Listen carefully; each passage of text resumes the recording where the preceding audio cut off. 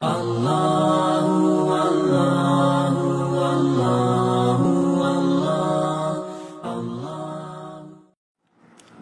علیکم، بسم اللہ الرحمن الرحیم۔ ہنڈی اور کرنسی نوٹوں کے کاروبار کرنے والے ادارے میں ملازمت کا حکم اس کاروبار کے جائز ہونے اور جائز نہ ہونے پر مبنی ہے۔ ہنڈی اور کرنسی نوٹوں کا کاروبار اور ان کے آپس میں تبادلے کا معاملہ 3 شرطوں کے ساتھ جائز ہے۔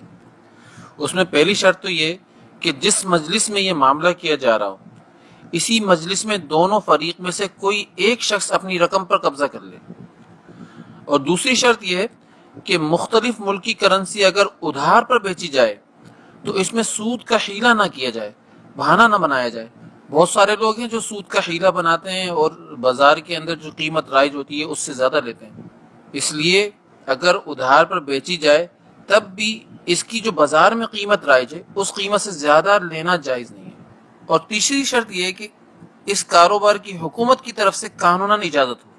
اب ان تینوں شرائط میں پہلی 2 شرطیں ہیں، اگر ان کا لحاظ نہ رکھا گیا تو یہ کاروبار بالکل ناجائز ہے۔